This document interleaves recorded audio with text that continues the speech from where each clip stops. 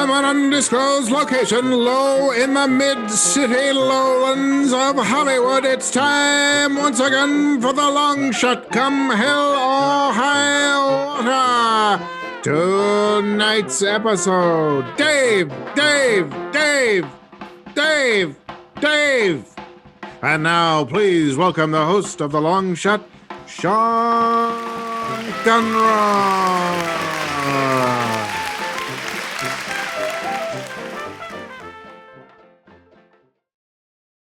Thank you. Good afternoon, good evening, good morning, good noon, good day, good dawn, good nighttime, good desk, good dusk. Welcome to the Long Shot.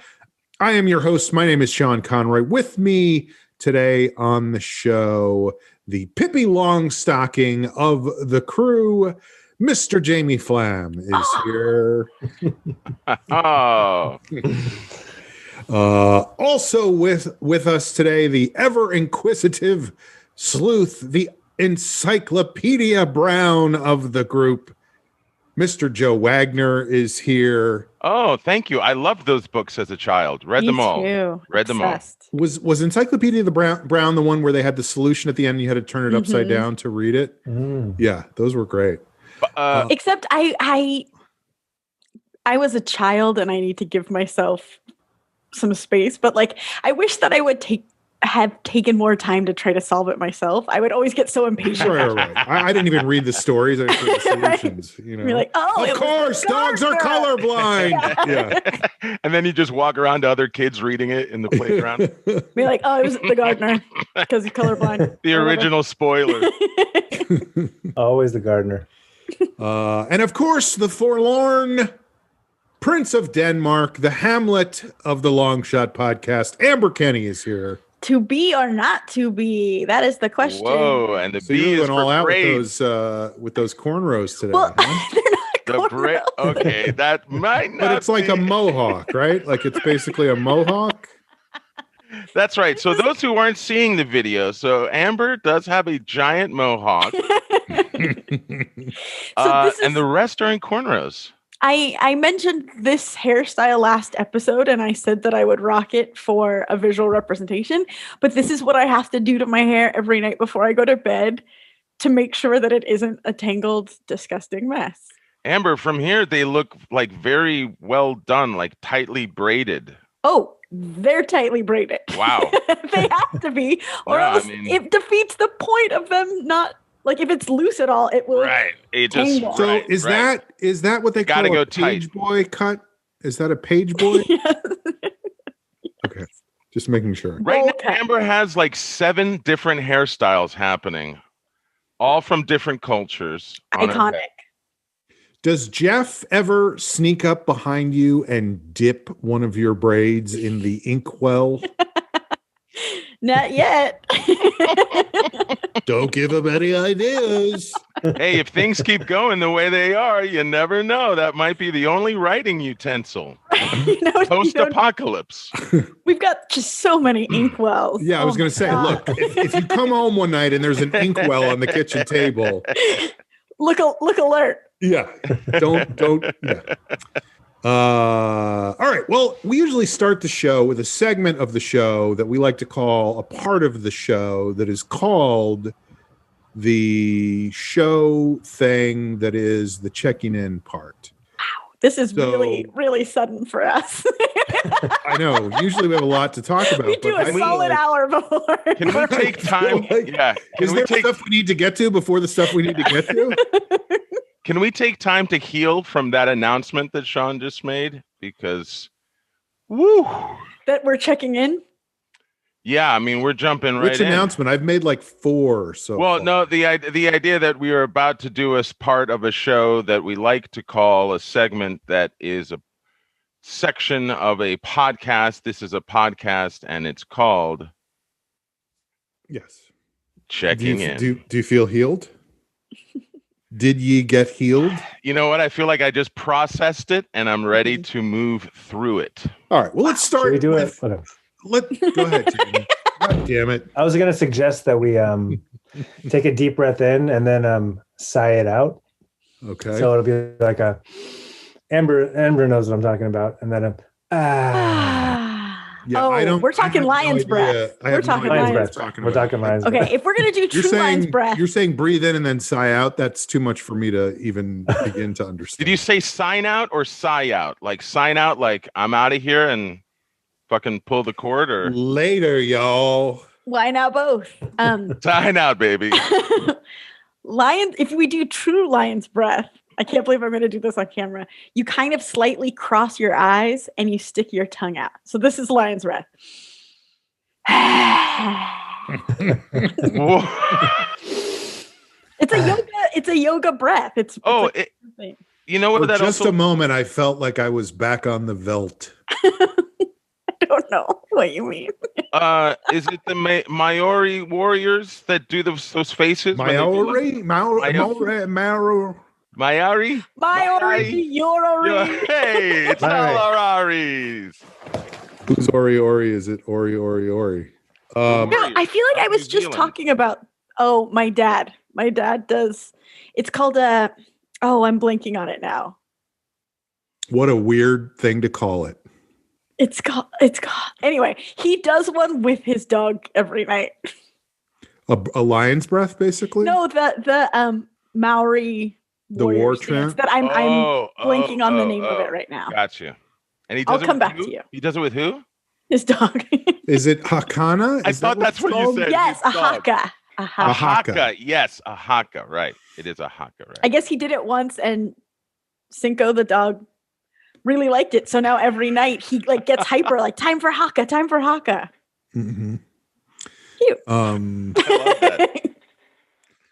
All right. Well, Time for caca. Time for caca. Joe, come on, please. What- There's That's something you would say to a dog. That's something you would say to a dog, though. right. Why wouldn't you say that to a dog? Because you want the dog to know what it's supposed to do.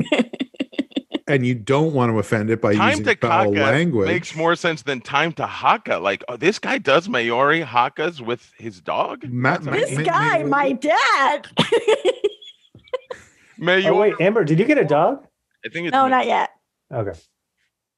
Her dad did, though. And they do a haka together Got every it. night. That's amazing to me. That's incredible. It's called a kaka haka. All right. Jamie, checking in. What's going on? Hi y'all. Good to have you back. Check this out. Welcome back, Jamie.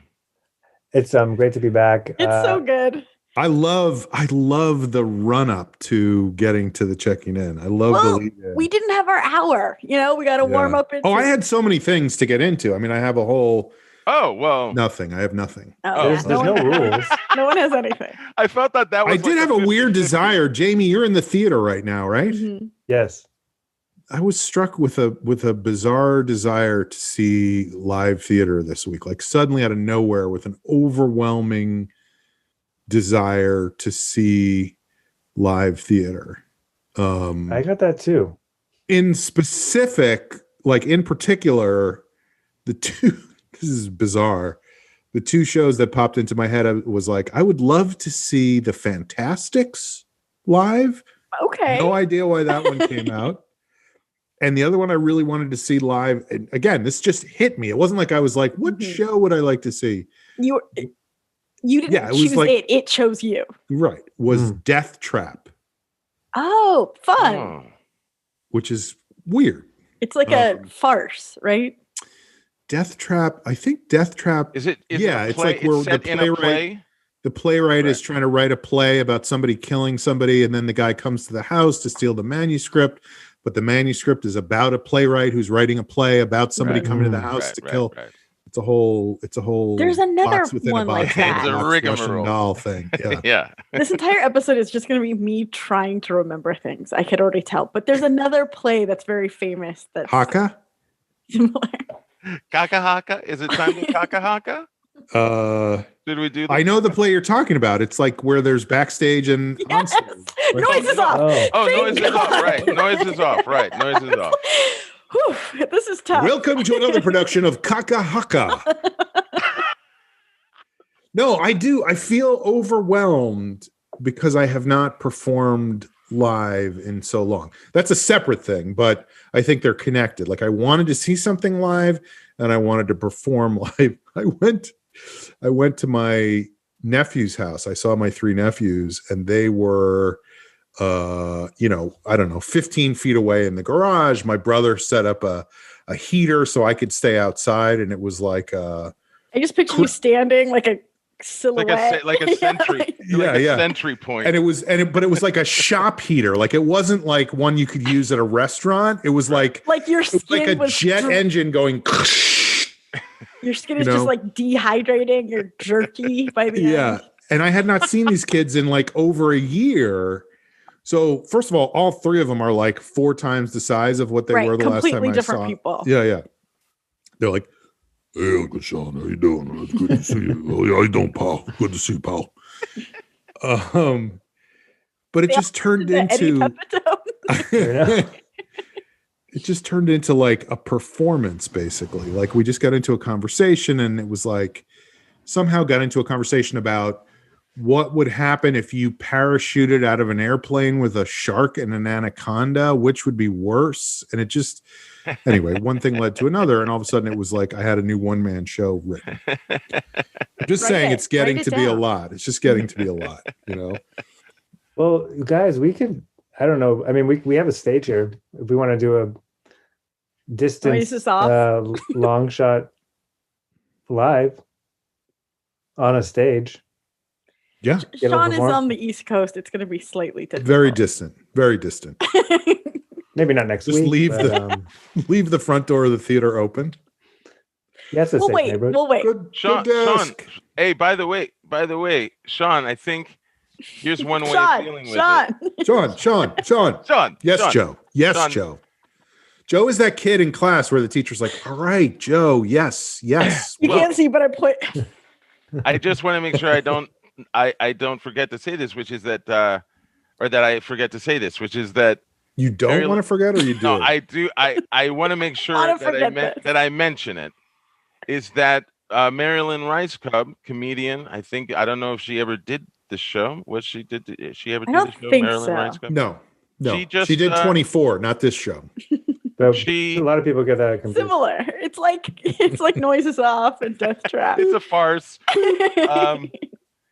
She just recorded a stand-up special of her own in her garage during the last couple months, and she just put it out. And it was one of those things where I've just seen little clips that she's put on or tweeting promoting it, but I just thought, well, she's just another creative person sitting in her house, right? And she's been tweeting a lot more now. And I think she just realized she needed to do stand-up again. She just put a camera in her garage. She also has a TikTok now, by the way. I'm not even kidding. Does? Right, she's putting up videos on TikTok. Like the one I saw was, I don't know if you guys have seen the ones where it's like, it's all the same 4 songs, right? So there's one song that goes, "Yep, nope, yep, very familiar. Nope," and it was her, and she was just, and then so what people do is they put a question up, and each answer they go, "Yep, nope," and her thing was, "You recognize me from," and then she would it would be like 24. Yep. The Long Shot Podcast. Nope. Yeah, Long Shot. And I was like, wow, Marilyn has a TikTok account now. She's doing it. So yeah, you're right. She's just trying to do stuff, What is Sean, the room of the house that you're in right now? Is it like Sean. Yes, Joe. We get it. It's not for me. I just wanted. That is Joe's thing in these recorded conversations. I think addressing everybody by name 4 or 5 times before asking a question. Joe. I'm sorry. Joe. I'm sorry. Joe. I get excited. Joe. What were you going to say? The room that you're in now, it looks like an ad. I mean, it looks like an attic room to me or whatever, the slanted ceiling. If you could do, a special in that room, if this is the room that you're in for most of the time, like I'm just saying you can, whatever. I'm seeing people take their environment and turning it back into a performance space because you now have to do it for yourself. Right. You could do that parachuting Barracuda show or whatever. Or I could do the Fantastics from here. That's true. This plum is too ripe. with your nieces and nephews and cousins. Well, you're thinking of HMS Pinafore. These are my sisters and my cousins and my aunts. All right. Well, checking in, Jamie Flam. What's going on? The power of the universe is God. It's magical if you really tap into it. And I'll start with Sooth. I decided, I don't know if I talked about this on the on Longshot before, but about Jamie. Yes. Oh, what's going on with the power of the universe? About a month ago, I was like, I want to learn how to fucking play the drums. You talked about that before, yes. Okay, good. So it was already in the ether. So I've been looking for drum sets. Did I already check in with this? No. Okay. Long story short. Do you know where you are right now? This is a podcast. In a metaphysical sense, or universe. By the way, Jamie, as for where you are, you have a beautiful tropical backdrop today. Loving the wallpaper. I'm obsessed. It looks like Boogaloo Boys wallpaper. What's that mean? What it is? Oh my goodness. That's a smear.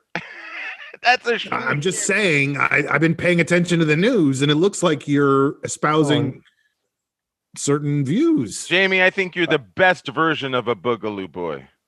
I don't know what a Boogaloo Boy is, but it doesn't sound like I want to be. I don't want to be one. Right. But if you were, you'd be the nicest, sweetest one. Well, go ahead, Jamie. So what's going on with your drums? Drum Dream. I was searching for them. And then you were talking about them on OfferUp, whether you could find drums on. Oh, I have another OfferUp little story I can tell. Oh, great. So we just got a call 2 weeks ago. Vanessa calls me and she's got goosebumps. She's like, I just got a call from one of my close friends. He asked if we would take on permanent loan a drum set that he's had in storage for the last 8 years. This sounds like bullshit. No way this happened. This involves a dolly guy to me. Yeah. So we got a fucking drum set, and I just ordered the rest of the parts that are coming this week. But Amber's mime work. Goosebumps. Okay, so it wasn't as magical. Anyway, I thought it was crazy that there was a strong push for something drums out into the universe, appeared. and it came back. Look at that.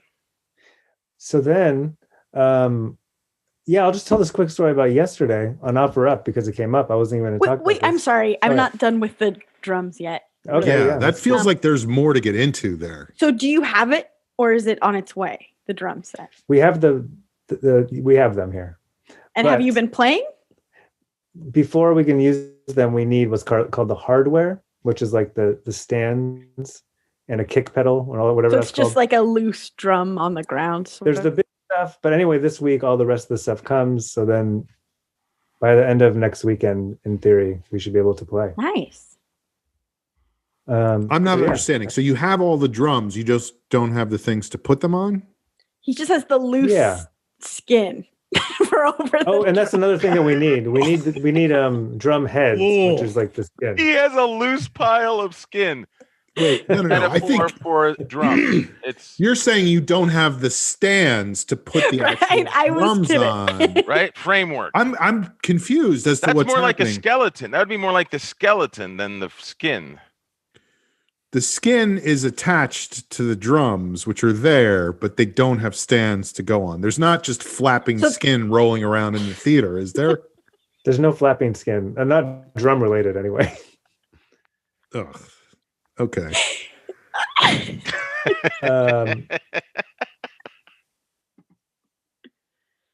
What are you doing, Jamie? It feels like you just started Googling something. You're in the middle of a story, and then all of a sudden you just went away. And I could see from the light on your face. The blue light. No, it's called. I just opened up the chat. Jamie's checking Twitter in the middle of the show. No, it was chat. It was the chat. Sometimes the chat pops up. Mary Lynn Ricecup just said yes. Here's another thing too. My friend who's a foot doctor, one of my oldest friends from like junior high and high school. Chiropodist? You got a foot orthopedist? Guy? I do have a foot podiatrist? guy. He is a podiatrist. He started a TikTok account. I do not have one. Dynasty does not have a TikTok account. Oh, he's just a foot doctor. I mean, he is a great, not just a foot doctor. He's a foot doctor. Started a TikTok account, and my friend called me up and he's like, "Have you seen that Dave has a TikTok?" And I didn't mean to say his name. Not that it matters at all. Aaron, I'm going to go on TikTok and search Dave. It's only Dave. I mean, it's a foot doctor named Dave. I think we all know who you're talking about. I think you're right. And anyway, it's only like I thought Dave, Dave. He's the coolest TikToker. He has a video with him making hamburgers with his dad. There's no joke to it. Nothing. It has 1.2 million views, and it makes me so mad that he went to the beach and like him and his wife jumping on a big plastic. To do that, they made a video, and it's got that crazy stupid. I mean, not stupid, but like that house music that's like got like a high voice to it, like dan dan dan dan dan dan dan dan dan. You know what I'm talking about? No. Yeah, okay. It's kind of like a house music. I know what house music is. Thing. But not like you wouldn't hear this. You might hear this at like a Senor Frogs. I feel like, if that makes sense. Like sure, but you're not going to hear it at Pablo Riley's, right? No, it's not that sophisticated. Or Saddle Ranch. You might hear. What about Toad in the Hole? Would you hear it there? Not familiar with Toad in the Hole, but it sounds like absolutely. Did you guys ever go to a Bennigan's? Heck yeah. Yeah. Anyway, it's this music, and they're at the beach, and they're jumping on a big plastic thing. And I'm not saying that the video is good or bad. It's just crazy to me that it has hundreds of thousands of comments, and the comments are fucking so dumb. I'm sorry. What are they? That's crazy. I don't know. Like, I wouldn't do that. LOL. This is the dumbest foot doctor TikTok I've ever seen. No, they're all positive. It's all. I'm only happy for him, and I've only I only wish him the best. Okay. But thinking about how much time anyone like. Oh right, the thought put into versus just making some hamburgers with his dad. TikTok. In you don't TikTok. Stop. Does he give like foot tips?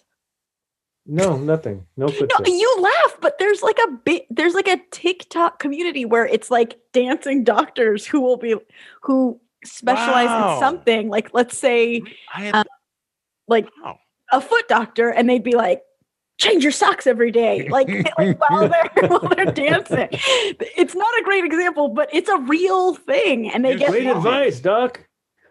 Oh, did I cut my toenails? Yep. Should I chew them? Nope. Exactly, Sean. You think you're being funny, but that is like. I never think I'm being funny. It's accurate. That was like a documentary. Mm-hmm. So you're pissed at your friend who's a podiatrist. Not really pissed. God bless him. And you got flappy skin floating around the theater. Check. Yes. Yep. How many followers does he have again, Jamie, on TikTok? Yeah, how many followers? What are the hits? I want to say what are the numbers? 100,000. Wow. Yeah. It's funny because that's one of the problems. I just read a long thing written by a comic. I won't say his name. Dave. Aaron, can you get rid of those? But he wrote an article about how there's no, I don't know if it was an article, it was a column. It was okay. Let's get to the next idea. A blog post, think piece, letter. I don't know what it was, but it It was a Jim Jam. You know, it was one of those Jim Jams. Nope. Nope. It was about the gatekeeper-less economy. Like, we all have social media now, and we can do whatever we want, and it's a fucking nightmare because it's all these social media companies dictating, first of all, what people do. In other words, you don't do hour-long stand-up sets anymore. You put 30-second jokes on TikTok and get 1 million views. Yep. Yeah.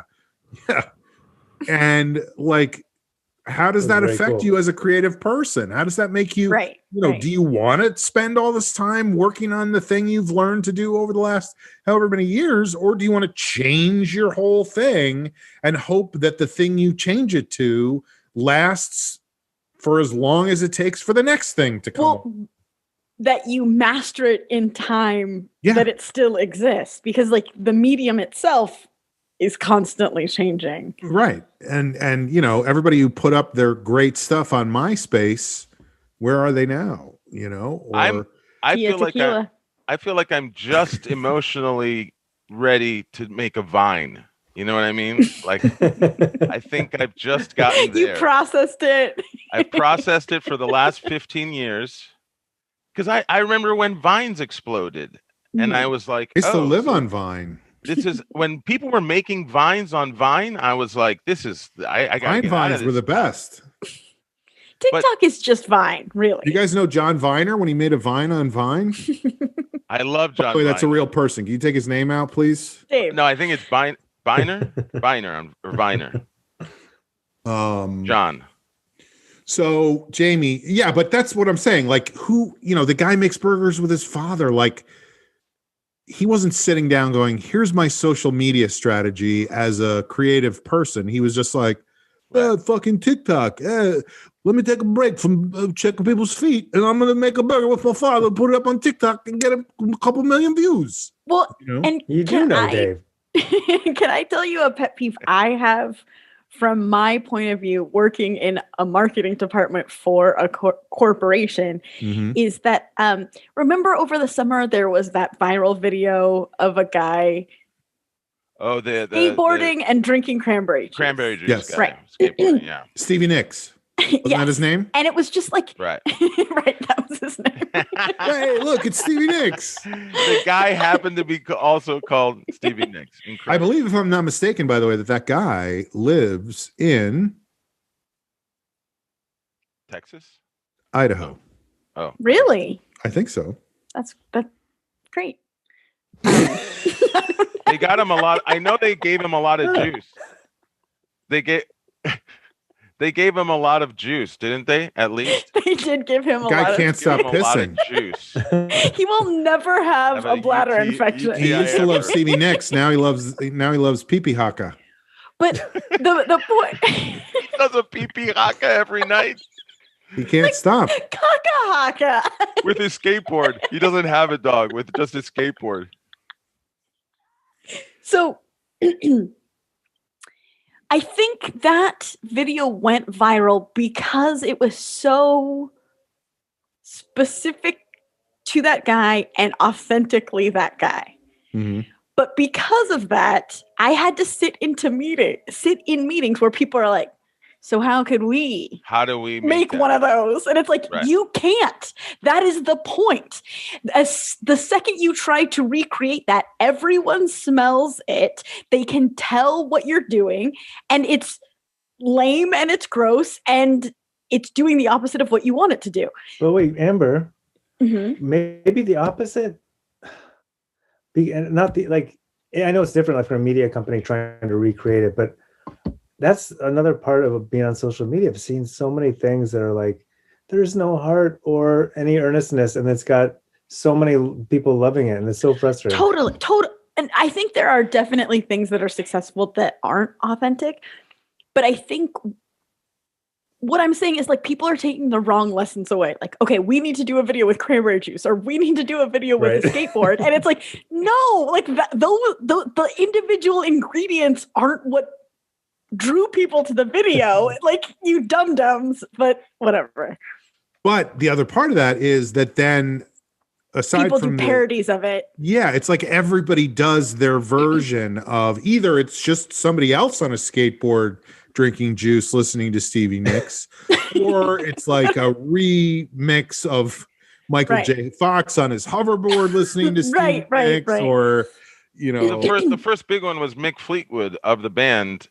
He did one, and it was. But I mean, you have cool. Like that's the cool. Those are the cool ones where you're like, oh, the artist is saying, hey, because the thing about, well, first of all, like you're saying, Amber, viral videos are lightning in a bottle. It's just, it just happens. It just happens, and you just have to appreciate it. And what was so universal about this guy, even though it was just this guy, like you said, this very specific individual, was that it felt relaxing. Mm-hmm. It was a vibe. Everyone who watched that video got that vibe, and just was drinking juice, riding a skateboard, listening to Fleetwood Mac. Yeah, I am done because I'm picturing my parents, who I know listen to this podcast, having no idea what we're talking about. But now, if they watch it, I bet they watch. It will relax them because it's so relaxing. But to your point, Joe, I think that you can kind of ride the wave of a viral video like that. If you're if the ocean spray, if you are on it immediately and you already have something about your brand or your voice that naturally corresponds. That's why the Mick Fleetwood one was. When I saw that one, I was like, "Oh, I'm feeling the authentic connection to the authenticity of the first guy." It would have made more sense if after the Mick Fleetwood one, there was a Mick Jagger one, and then Bianca Jagger one. Just like some. I see. I can connect the dots. I'm like that fucking. It's Always Sunny with the yarn and the But what I'm saying is, I was in a meeting about it. Specified It's Always Sunny, like. That's everything ever. It's the meme. It's that meme. It's the guy. It's the shot of the guy. Whatever, the scuzzy guy. But what I'm saying is, I was in a meeting probably a solid 2 to 3 weeks after that video had blown up, discussing what ideas we can have. And it's just like... Right. It's over. A, nothing. The and party's B, over. It's too late. Like, what are you talking about? Bob, can I talk to you for a second? I don't know if we need to invite Amber to these meetings. It's like... She always starts with a nothing. That is not cool. That doesn't seem constructive in the meeting. Well, I was gonna say it's like a bandwagon that's going 100 miles an hour. 1,000%. And you're seeing dinosaurs looking. I a million agree with you. How do we jump on this? And you're like, well, and also it's like to point people in the direction of children's television. Like, what are we talking about? Well, what about? I just want to you guys increase about brand recognition. How quickly did the Bernie meme? I feel like that was the one that, like, if you didn't post something within 20 minutes, everyone was like, "Boo!" The windows are getting shorter and shorter. It really is. It's like the life cycle. 5 minutes. Oh, in that same meeting, they're like, we also could do something about the fly that landed on Pence's head. And I was like, no. Sorry, Amber again. Remember when I said A, nothing before? I'm going to move to B, which is also nothing. No, but I was sick. And maybe I'm a jaded person and being so close to true, real comedy and comedians. But I was tired of the fly on Pence's head jokes by the end of that debate. You know what I mean? Like, we did it, baby. We don't need to keep talking about it. At the end of the cycle, it ends with the late night shows. And that's why late night shows still just don't seem as funny now as everything you've taken in for the last 4 days. Can I just pitch something, though? Can I pitch C? 12 hours. Say it is Bernie in mittens, with a fly on his head. Juice. No. Drinking juice, skateboarding across Pence's head, listening to.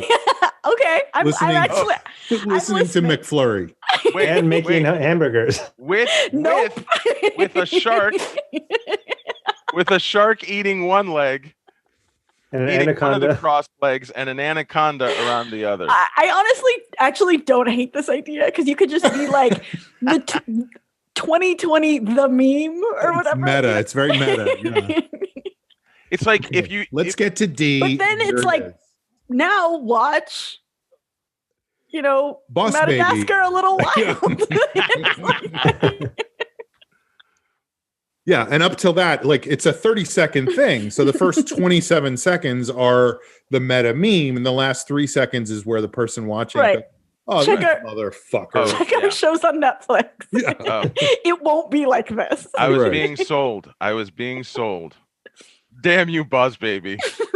So you're jealous of your friend who's a podiatrist who understands social media better than you do. Jealous. You got a bunch of skin flapping around in the theater.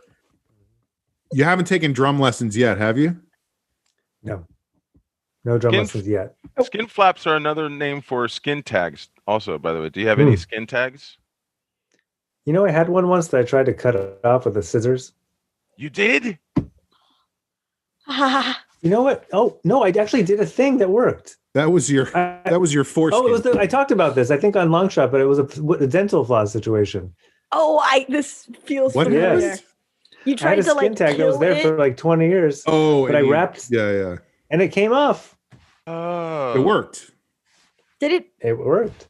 Dental floss has a million uses. If you use it right, it's great for a lot of things. By the way, dental floss. Do you guys floss first and foremost? But how come they still haven't obviously figured you out? missed the episode where I went through all that, but yes, go ahead. Yeah, fuck. It sounds like this is gonna sound like a terrible 80s stand-up bit, but what's the deal with the how come they haven't figured out the technology? Like 90% of the time, like I have to put the floss in through the thing that cuts it off and in the floss box. We use, and it's not good for the environment, and so I'm not proud of it, but those like individual flossers where it's like a toothpick on one side and then it's just so I don't get your bit. No, don't. I hate to say this. I don't even use dental floss. I use methane, and I know it's bad for the environment, but I blast it out with just a methane torch. Just a nice blue up the planet. Blue flame really gets the tartar up. By the way, I know methane is 50 times any other gas as far as trapping greenhouse gases, but Joe, I gotta get that food out from in between my teeth. Also, just a PSA: never take Amber to a Seinfeld show.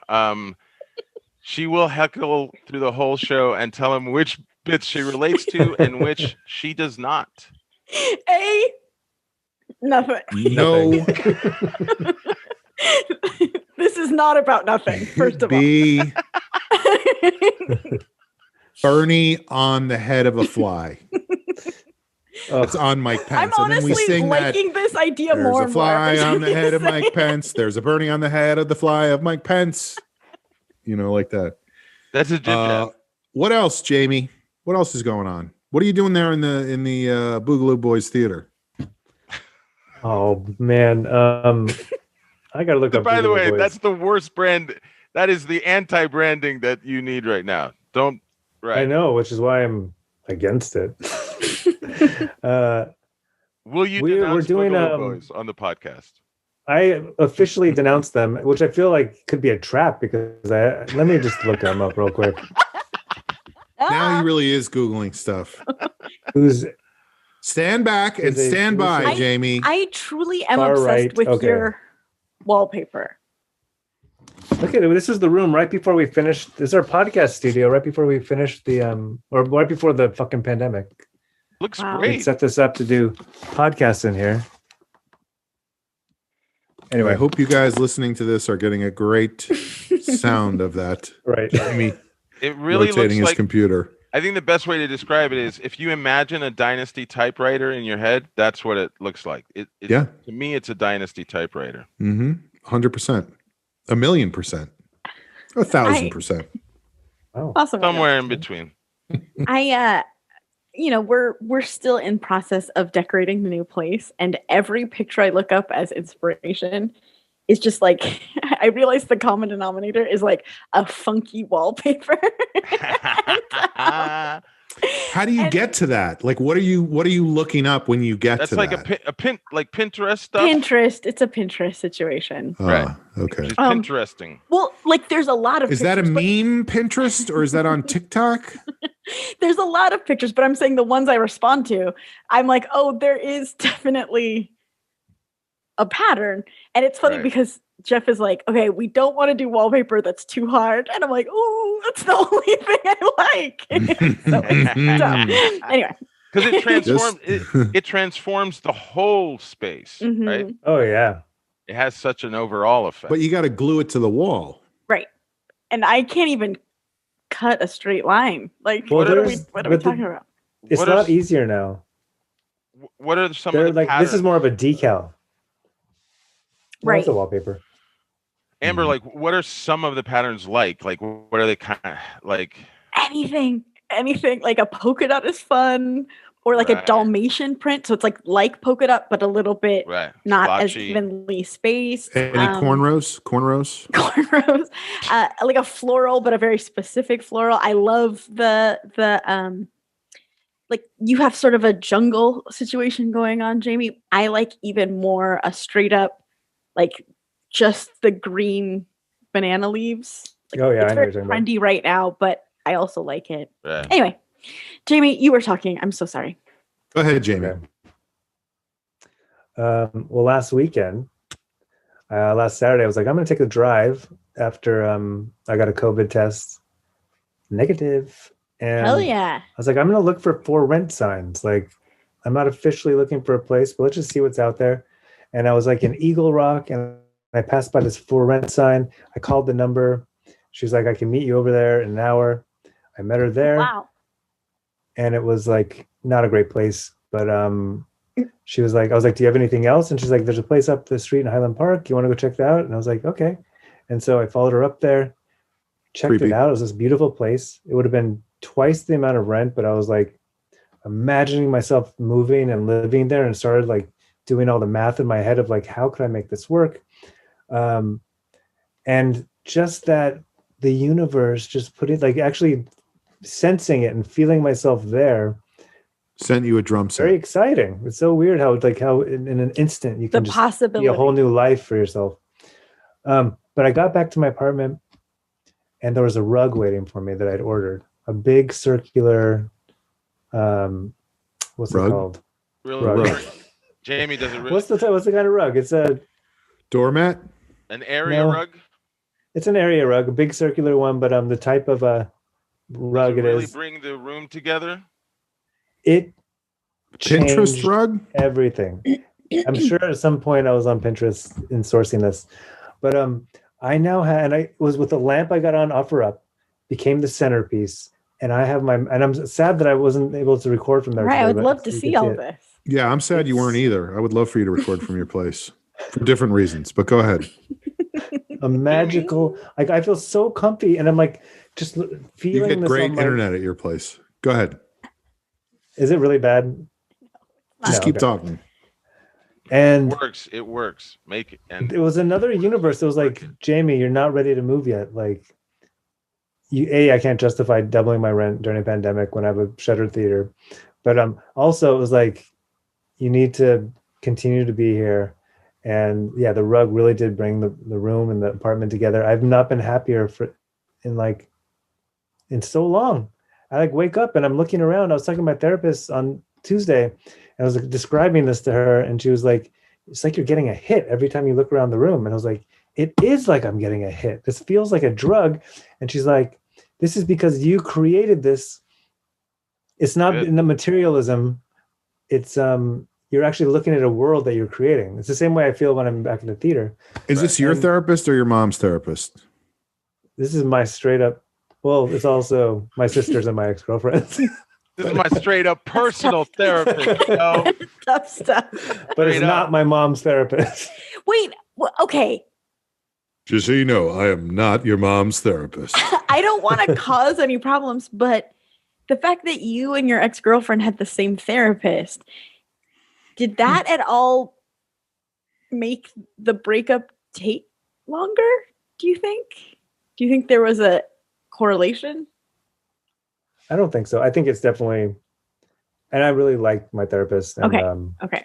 So, but I think we shouldn't see each other anymore. Like but I still need a ride on Thursday because I know you're at 4 and I'm at 5. So, but the therapist wasn't like, I don't know. I've heard her side, and maybe you should work. There was always an element like, and we would talk about that. Like, it's hard not to be like, yeah, what did she say? She's definitely hearing two sides of the story. Right. Like, it's almost like couples therapy without being in the room at the same time, which is the way I prefer it. Right. It's like group therapy, but one at a time. Individually.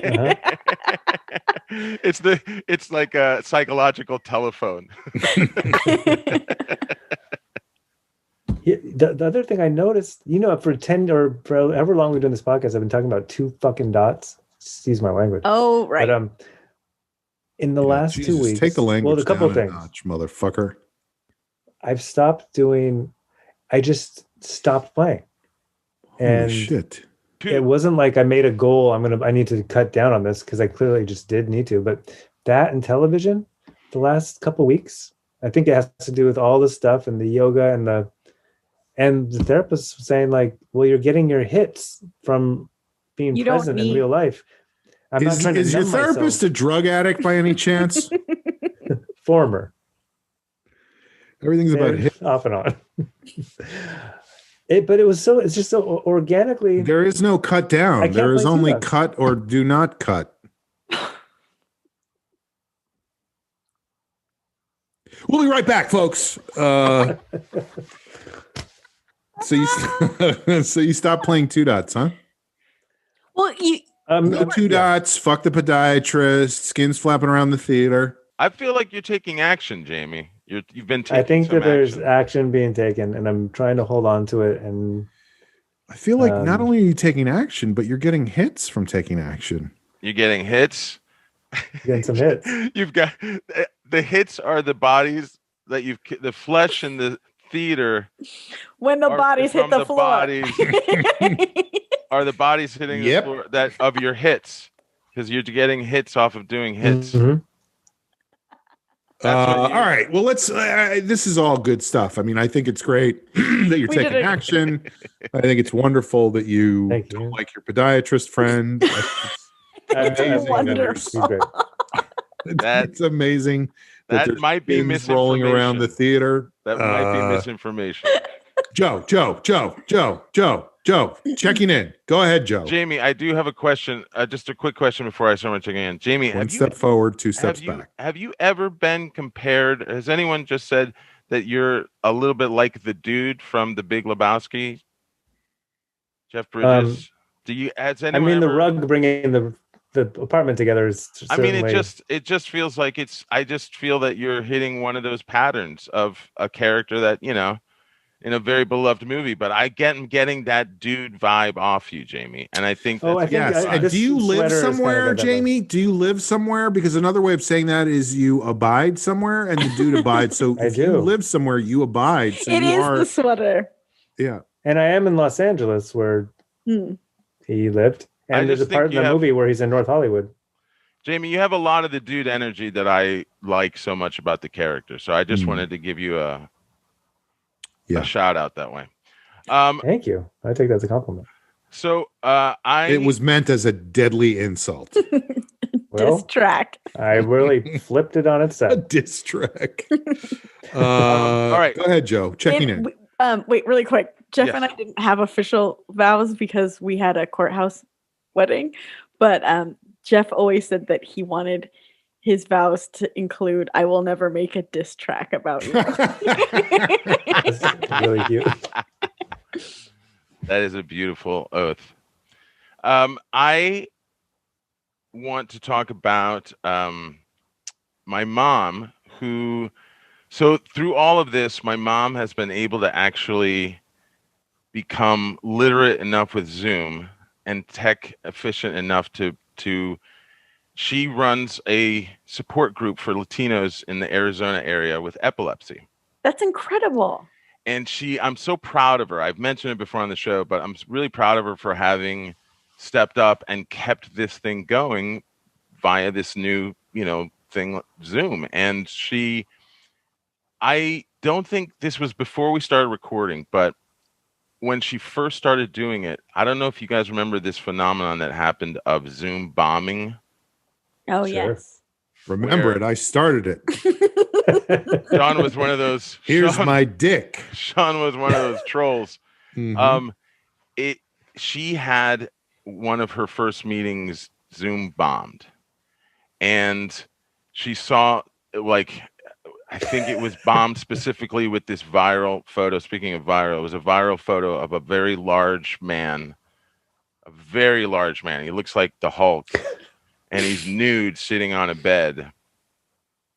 And so that's what popped up in this meeting. And I remember large meaning he is muscular or very large? muscular, very muscular. Because large is like a word that could go. No, that's why I said he looks like the Hulk. That's why he's muscular. He's like Lou Ferrigno Hulk or animated Hulk from the movie. He almost animated Hulk from the movie. This is just a giant muscle-bound man sitting nude on a bed. Is the bed tiny? Is that how you know he's giant? The bed he makes the bed look tiny, and he also makes the bed look good. He's also incredibly well endowed. Like it's a very, very large. Not penis. Like a financial endowment, but his penis is large. The penis, because they say Harvard is very well endowed, and that's why he was able to keep going during. I don't think the penis has anything to do with the Annenberg Project or Bill and Melinda Gates Foundation, but so it's not an endowment. He has a large. He's large. He's well hung genitalia. And when I say well hung, I don't mean like on Pinterest. They show you pictures.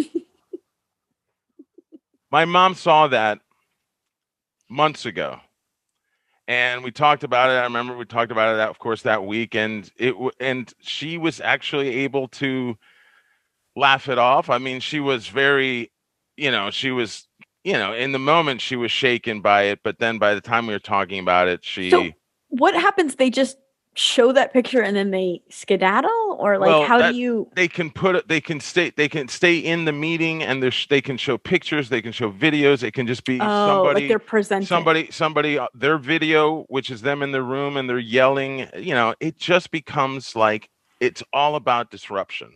But it's incumbent on whoever's running the meeting to try to figure out how to get them out. Right. Exactly. And if you can't, you're screwed, because there's this person going, I am well endowed. I'm on a bed. I make the bed look tiny. What is this Zoom meeting about? I am the Hulk from the Avengers, not the Hulk from the TV show. Nobody's going to play that David Banner sad piano music. This is a bigger Hulk, the Lonely Man theme. So that happened months ago. And then just this past weekend, it was after we recorded, she had a meeting. It was her last meeting, because here's another update for my mom. She got let go of her job on her birthday, which was the 11th of January. Because it's just the whole department that she was a part of was just getting restructured, and she's, I wasn't surprised. I think she kind of knew maybe it was coming, but because the person above her was retiring.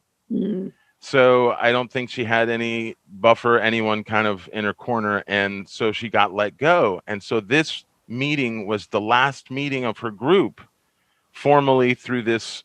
It's called the Epilepsy Foundation of Arizona. Anyway. Can you bleep that out, please, Aaron? And Dave runs it. Dave, executive director of the Epilepsy Foundation. So my mom had this meeting, and it had been going fine for like 45 minutes. And by the way, another thing she does is she lines up guest speakers for her meetings. And in this case, she had found a doctor in Colombia who speaks Spanish, because she tries to get bilingual, or at least Spanish speaking, or sometimes both. But so she had this doctor guest, and then she's hoarded 29 people raided her meeting. Like, why is she so popular? Because what happened was, on social media, the person who was in charge of social media, they just put out the Zoom information. So like it was just out there. So I don't know how hackers find it or how they go about finding open meetings or whatever, but they just come in. And she said all these videos started playing, and she's like, Josito. And then we're seeing like, it's like a disco and people are dancing like Jamie, like house music. You know, she's like, it's a disco with lights, and then there is pornography, and then there is someone yelling gross, inappropriate things. And so it just is chaos.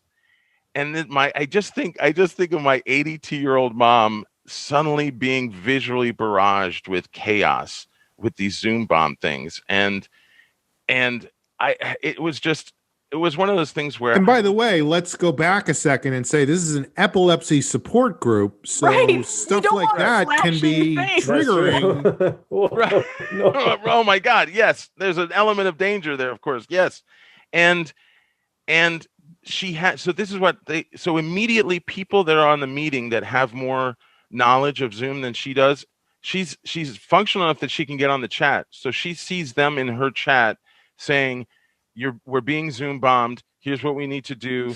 Try this. Try to get them out of the meet. Cut the red wire. Right. So my mom is describing to me how she's going, Josito. So then I go to participants and I have to press this and then submit. Submit. Done. Wait, no, it was like remove. And then I have to click submit, and then I have to click done. 3 times, Josito, I have to click remove, submit, done. And she just keeps saying remove, submit, done.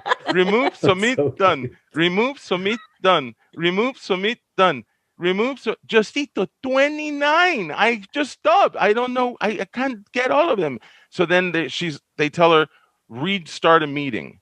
And so she's like, okay. So then I went to the other computer and I send emails and I make the phone call and I'm telling all the participants that I'm going to send them the new Zoom invitation. And she did it. She did it all. And they made a new meeting and everyone got back in. A couple people didn't make it back in, but most of them did. We don't know where they are. They're gone. They're lost in cyberspace. Sorry to say, we've never been able to track them down since then. And I was just really, when she's telling me, it's like, I'm so first of all, I'm just angry that I can't, there's nothing you can do. And like my mom was harassed, like my mom and the people in her group and this doctor that she's about, it's embarrassing. It's humiliating. She's being harassed. That makes me angry. And I've been talking about speaking of the freaking Hulk, trying to deal with anger.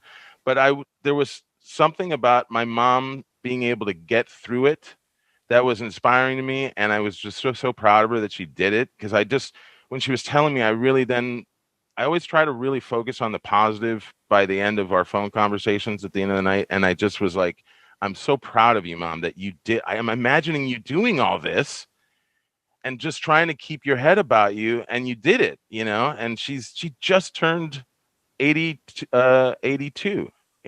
So January 11th. January 11th when she's lost her job. my mom is January 7th. That's true. I just made that up. It's true. We both got Aquarius moms. Holy shit. Holy shit. That is, I should go on OfferUp. Your psychic services. Anyway, so I just was, that can be my checking in because it was just the thing that stuck with me all through the week was that, it's just a family thing where I was just proud of my mom for getting through that. And it being her last time hosting a meeting for work, like that's emotional already. That's like a weighted big deal. And then for it to be even more difficult, that's a lot. Right. Did the bombers know that it was her last meeting? Oh, maybe it was like a celebration. It was like at the disco. Congratulations! There's a party. Okay, listen, Fred, you do the dancing. I'll do the pornography. Hey, who doesn't like pornography at a party? You do the lights, and Bob, you do the yelling. And by the way, here's just a weird detail of just my mom's reality. I was talking to my friend Matt the other day about it, and I said to him, I just realized, because I'll keep mentioning Matt, but Matt. I said to him, I just realized that the pornography that my mom has been flashed, because we both realized it's like digital flashing, right? It's like no one is out in a trench coat anymore, but now they do this, right? And I realized that might be the first time my mom's seen any graphic nudity in 11 years. In 50 since her sorry. phase of in maybe 2002. 40, 50 years. Like, yeah. I mean, it was just like, and in a way, I think it kind of insulated her. Like when she recounts it to me, she wasn't like aghast. She's shocked. She was into it. She's shocked, but no, Amber, please. Josito, and then the man. Please. I'm going man. to Josito. So before we get off the phone, I'm going to start dating. Bye. Okay. No. I'm back, baby. I think to her, it's just something that was so foreign. It didn't quite. She's able to just kind of, I think, let that go, and because it's just so shocking, it's just so foreign, and it's just like a flash. And I think it doesn't. I don't know. It affects her differently, but it doesn't compute really. It's like, that's not a real thing. It's just and when we were talking about it, well, first of all, I never thought I'd hear my 82-year-old mother ever say the word hackers.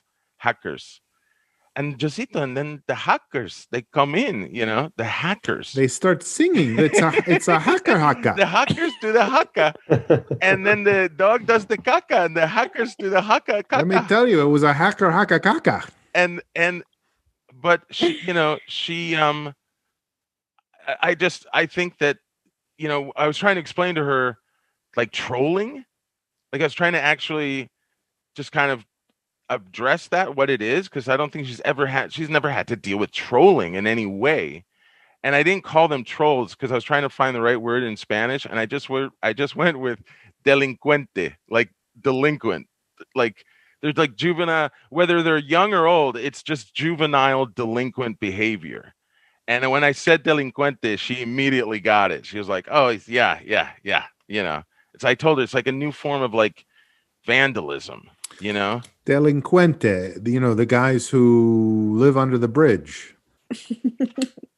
Justin Timberlake. They have disco. They have disco music playing. They're showing pornography. Anyway, that sounded like what was it? Submit, enter, submit, delete. I think it's remove. Delete. Says Aaron, can you tell us, is it remove, submit, underscore, done, remove, submit, done, remove, hashtag, submit, remove, done? It wasn't done. It's probably a multi-step process on purpose so that people aren't accidentally removing people willy-nilly. Right. But in a situation like that there should be a panic button.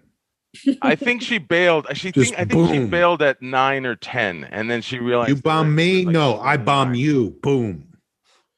And here's the other thing: are they working together? Are these guys working together as a group? Is it conspiracy?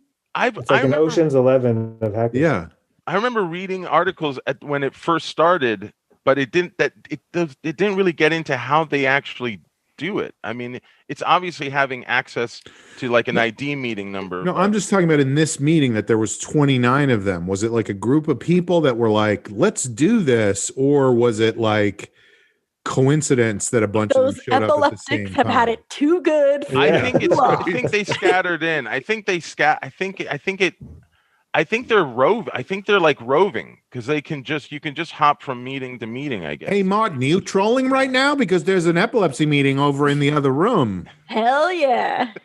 Yep. I was there 5 minutes ago. Just grab some pornography and head in. Let's go start some seizures.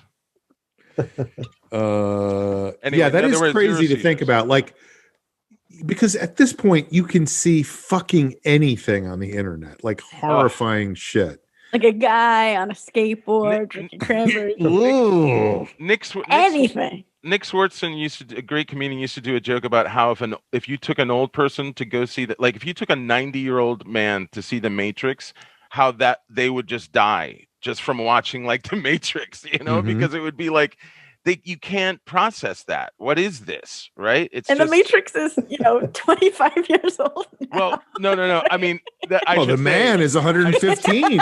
I should so say. He's wishing that they had taken him to see the Matrix because he's so run down at this point. I should say, Amber, he did make the joke around the time of the Matrix. Okay, that makes yeah. This is. I don't think he does it anymore.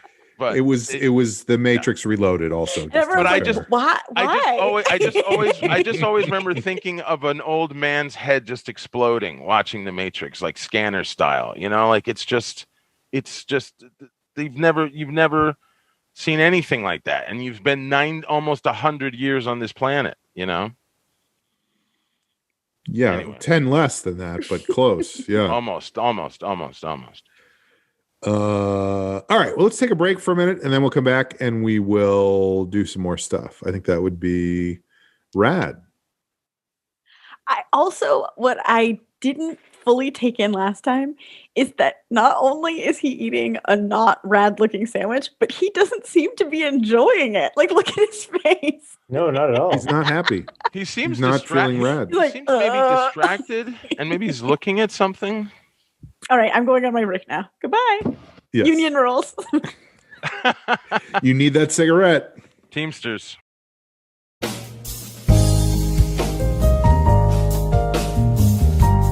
Hey, all you cats and kittens, you're listening to The Long Shot. I hope you're grooving.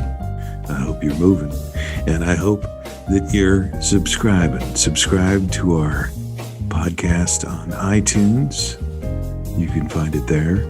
And subscribe on YouTube. If you go to Sean Conroy Gets Happier on YouTube, you can subscribe to that and receive video every week of The Long Shot. It's a podcast. All right. Now back to our show, already in progress.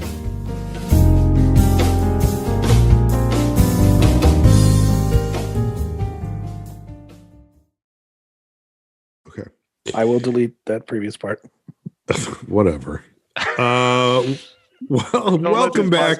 Destroy our careers. Welcome back to The Long Shot. It is a podcast to which you are listening. Time for a segment on the show that we like to call Checking In. Let's start today with Jamie. Jamie, checking in. What's going on? I just wanted to catch him unawares. Like Jamie just looked. You look like you're getting hits right now. It was, wasn't it? It was I am getting hit. It was Groundhog's Day, by the way, too. Groundhog's Day this week. So you were like, Amber liked my wallpaper too much. I gotta move. and different jacket. And different jacket. Me no. Oh no! Oh, sorry. It just looks different. What did the groundhog see his shadow this year? Yeah. Or, which means yes, shocking. There's going to be more winter in February and March. Surprising, amazing that happens. It's the nicest day in LA today. It's so beautiful. It's insane that it's winter. It snowed. We're just really rubbing it in. I know. It snowed. So I had a test mailed to me, a COVID test, because I was at that hotel, and I had a COVID test mailed to me.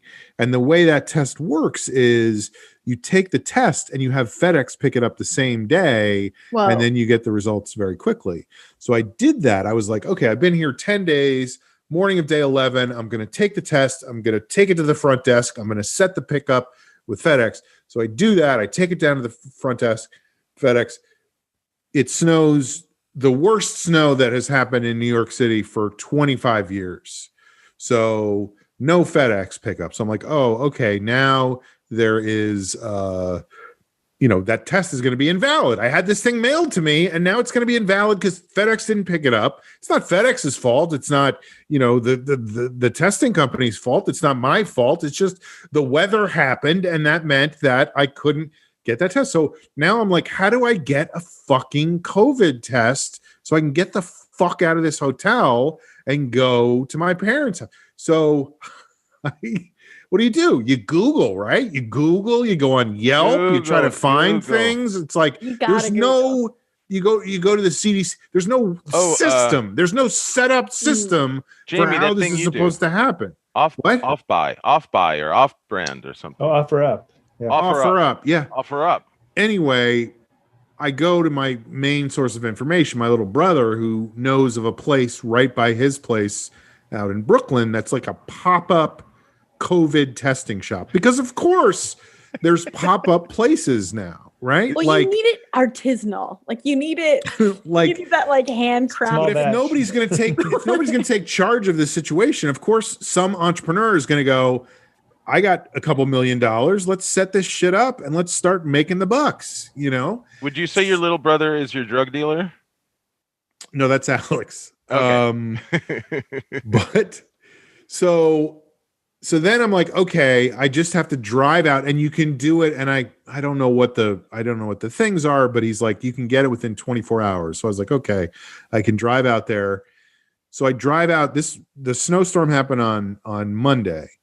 I figured this out on Monday night. I know that they haven't picked up my test. So I'm like, okay, I'll drive down there on Tuesday and hopefully that'll work out. So it's still snowing on Tuesday. Still snowing. It won't stop. It won't stop fucking snowing. It's snowing and snowing and snowing. I don't know if you know what snow is like. You guys live in LA. You don't know what snow is, but when it starts and doesn't stop, you're like, what is going on? Snow. So I drive down. Oh, and he says to me, he goes, you know, parking is kind of a nightmare in Brooklyn anyway.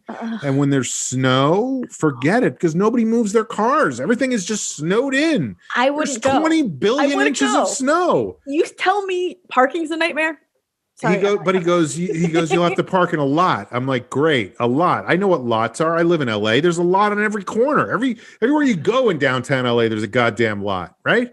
So I know how lots work. You bring money, you go to the lot, you pay the guy, he puts your car away, you leave for a couple hours, you come back and get your car back. It all works out. So I drive down to Brooklyn.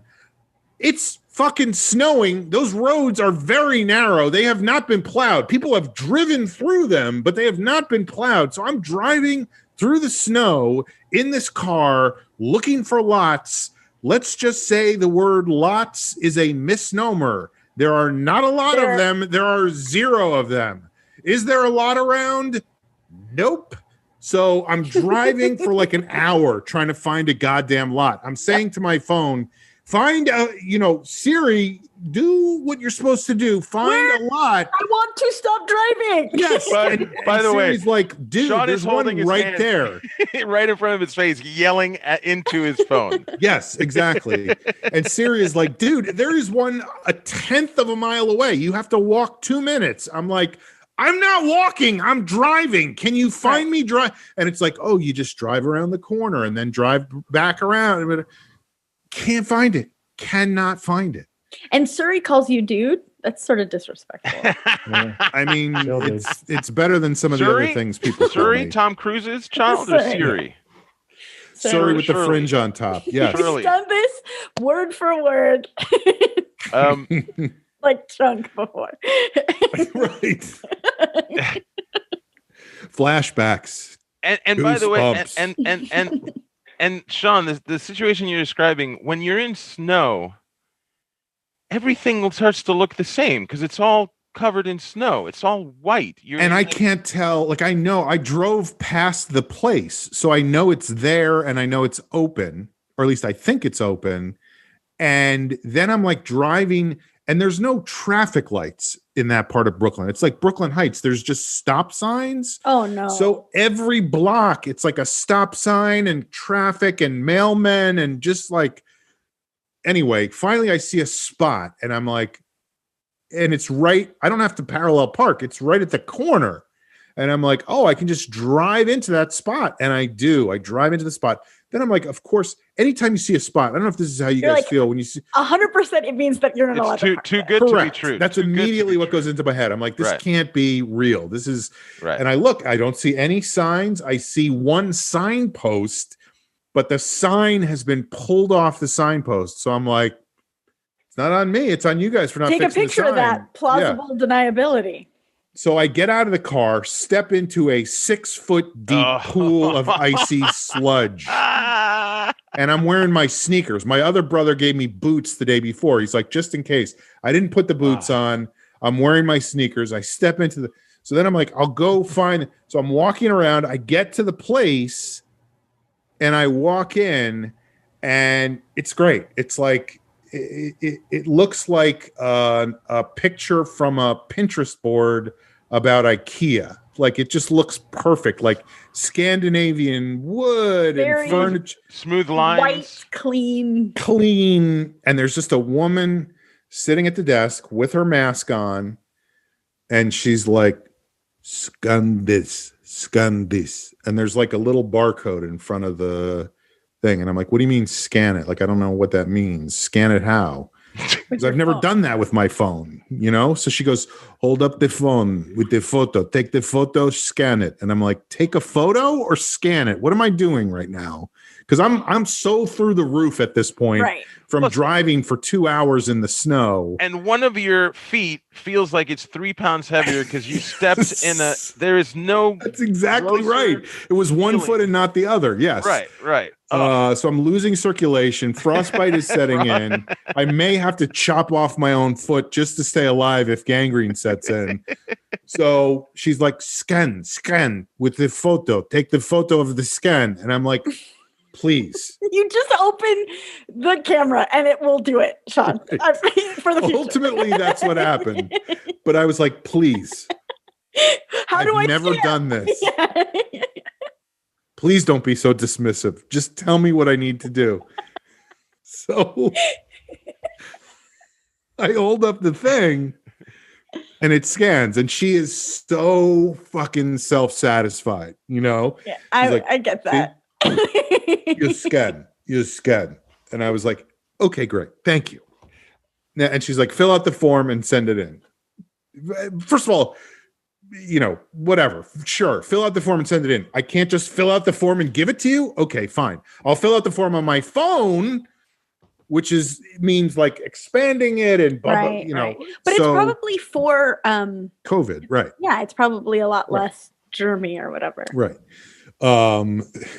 So then I'm filling out the form, and you know, I know my name. I know my insurance. I know bragging. Yeah, but there's all these things that are like, John do you want Connery. this test, or this test? And I'm like, I don't know what fucking what do you mean? What test do I want? I want the COVID one test. Of each. Yeah. There's like 3 different COVID tests you can get. Do you want this test that comes in this long? Do you want this test that comes in this long? Do you want this test that comes? And it has to do with whether your insurance pays for it or not, and whatever. I want a swab in every hole of my body. Yes, I would like the anal swab, please, from Give me you. The Chinese one. Yeah.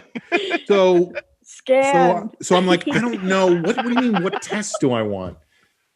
So she goes, how long do you want the result? Do you want the result quick, or you want the result in 2 days? Oh, I want the result as far away from now as possible. But she's like, this one insurance covered. This one takes would be perfect. Right. This one takes 30 minutes, but insurance don't cover. And I was like, that's fine. I'll cover it myself. Do it in 30 minutes. And was it $9,000? No. It was like $125, so it was fine. But then the form, it's like I fill the whole thing out, and it's like, and now can you save it to Jot form? And I'm like, okay, I'll save it to Jot form. So I start going on Jot form, and it's like, we need you to sign into Google to save it to Jot form. And I'm like, Are you fucking kidding me? Like, I don't know my goddamn Google password off the top of my head. So I go on where I have all my passwords. I'm looking at my password. I find my password. It's not one of the passwords I usually use because I've been signed out of Google so many times that I've had to use a new password. So thank God I have it all written down. So anyway, I'm like, okay, then I sign in and it won't save properly. And then it's like, I was like, I don't want to save it to Jot form. Turns out I didn't even need to do that in the first place. It was just a suggestion that the form gave.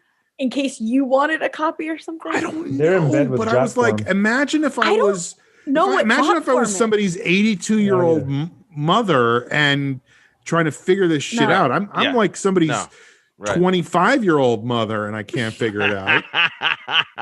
But seriously, that's literally what I was thinking was like, how unfair is this to people that they have to go through all this, you know, to get this goddamn test taken? And then I went in and I got, the test and whatever. And I passed or I failed or whatever you have to do to be okay, so I could load up my car and go back to my parents' place. But then I'm sitting with your wet foot. I'm sitting in the waiting room. I'm sitting in the waiting room waiting to go in, and somebody comes out or something. I don't even know where they came from, but this woman is telling the person behind the desk that she wants to use her American Express card to pay for the test. And they do not take American Express, which I understand because American Express charges vendors so much to use them. Well, she is blown away because they take American Express all over the world. And she is like, are they doing like a commercial? Screaming at this woman because she needs it right now and she can't get it. And what are you kidding me? You don't take American Express. And can I see your manager? And the woman's like, I'm the manager. And it was just this whole thing. I like this lady. Yeah. So then I have to go back and get in the car, and I get back to the corner and the car in front of me is gone. And I look and my car is not there. And I was like, oh, it's been towed. Like, not only did I not get a ticket, but the car has been towed. But then I realized that the car in front of me was gone, but my car was just being blocked by a SUV that I couldn't see it behind. So it was still there. But I was like, there's definitely going to be a ticket there. No ticket. So I got like my winning car. The lotto. Is ticket. Oh, it was such a relief. So then I drove back to the hotel and it all worked out. But it was pretty much of a fucking nightmare for a while there. I don't know if you remember that story, To Build a Fire, where the guy, Jack London's story, where he's up in the great Northwest and he's losing feeling in his fingers and toes and he's sleepy and he knows he's freezing to death. And so he really struggles and he gathers up a bunch of wood and he's like, I'm going to build a fire and I'll survive the night. I'll live through it's 50 degrees below zero and he's going to survive the night. And he builds a fire and it melts the snow off the tree in front of him and the snow falls on. It's his last match. The snow falls on the fire and puts it out and he slowly goes to sleep. And that's the end of the story. And that ultimately when he woke up, he was very cold is what you know. He was like, I could use a hot cocoa. Yes. But that's how I felt when I was driving around. I'd like to meet Swiss Miss right now. Sean, as you were describing that, I imagine, so you're in the car, but I'm still imagining that there's snow all over your beard inside the car. Inside the car, it's like when you see, I've never seen an Antarctic explorer, right? Or whatever. But when the guy is so used to the environment that he just lets snow rest on his. Or it's not that he lets it; he has no choice because it's 90 degrees below zero, and any exhale of breath just freezes on his. So anyway, that's my checking in. I passed my COVID test, but like I said, it is insane to me that these things are so difficult, and I know that there are people, just in every aspect of this, that are having huge problems with getting tests, getting vaccines, whatever. Absolutely. And something like you mentioned, Amber, with my mom, you're already doing a thing that is very stressful. You're going to get a test to see if you are not sick so that you can go do this. And then that's already incredibly stressful. That's enough. Yeah. And the fact that there are still because of just the system that we live in and health insurance, there's still all these hurdles and hoops and what feel like barriers for some. Sean, thank goodness for you, the 100, whatever it was. Right, exactly. I could afford it. Yeah. It was not a barrier. And then someone is like, well, I don't have that. I just don't have it. I don't have it.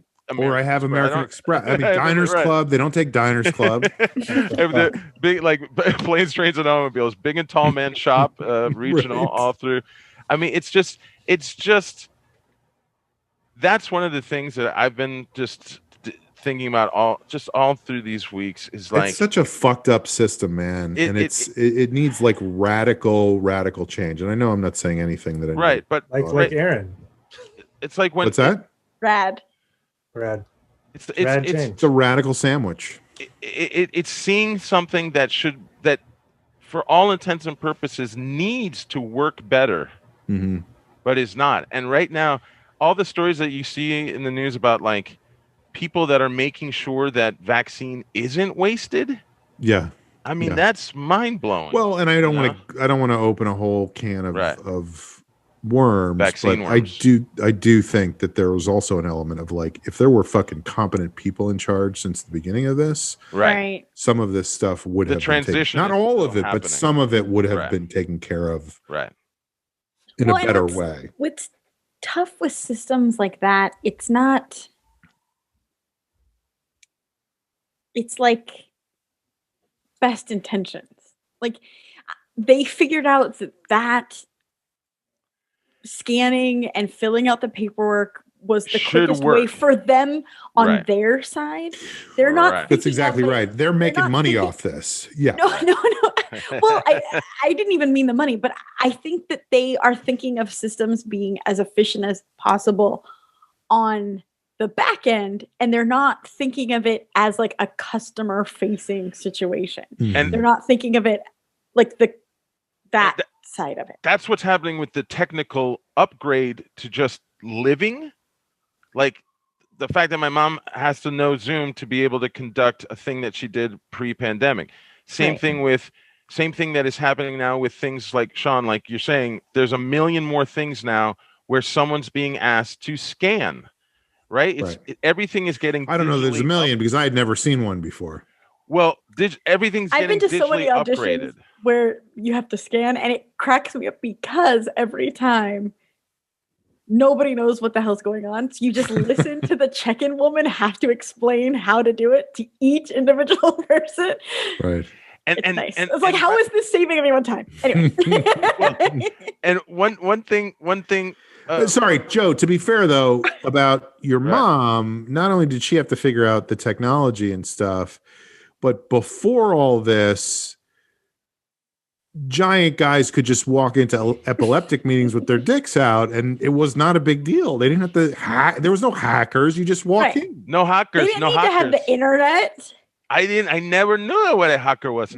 For the record, I was speaking to Aaron during our break. He believes that the man's genitals may have been photoshopped. So I don't know if the size is real. But well, he would believe that.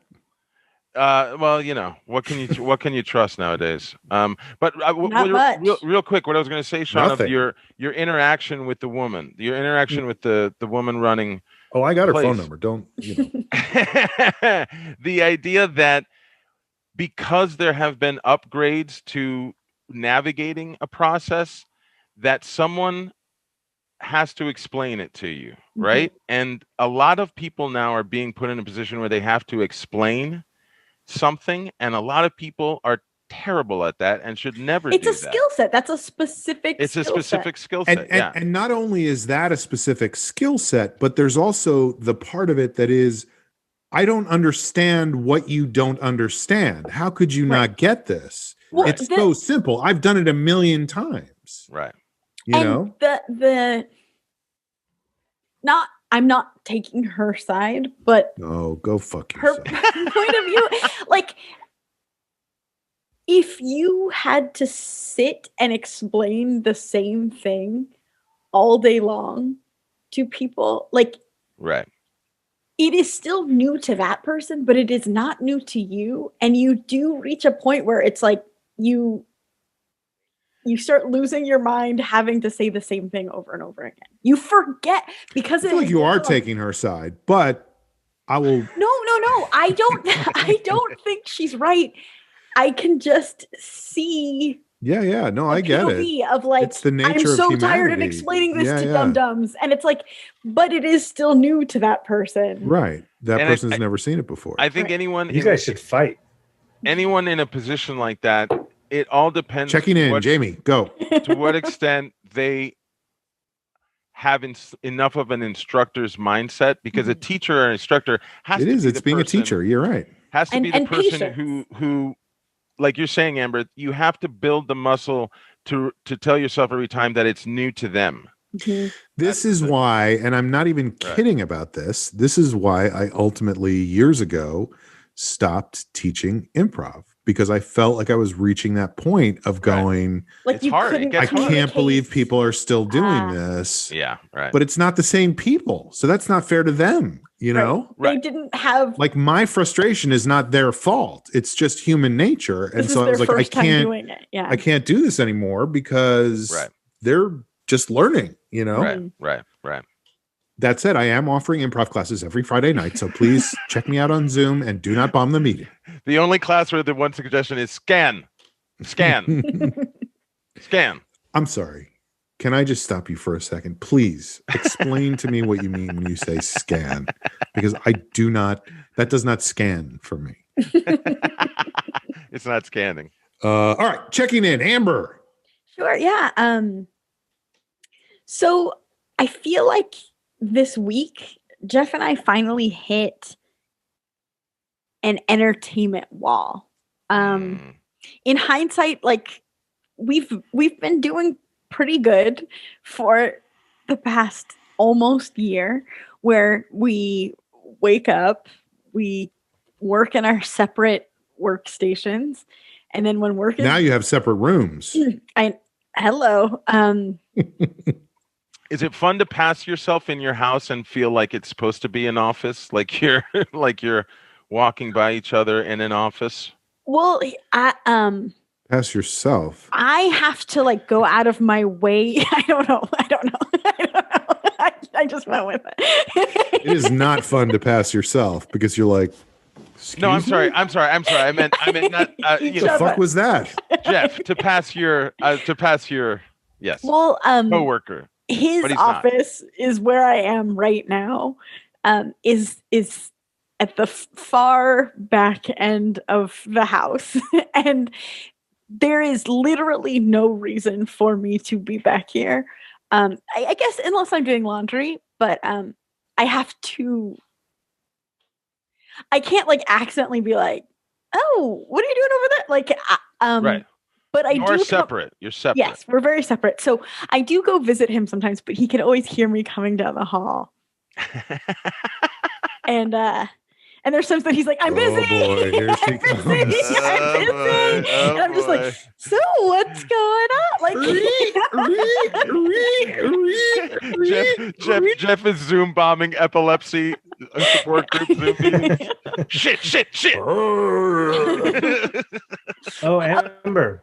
By the way, my parents got a new washing machine, and there's a tub setting, which made me think of you. I think their washing machine. You can just soak things in it?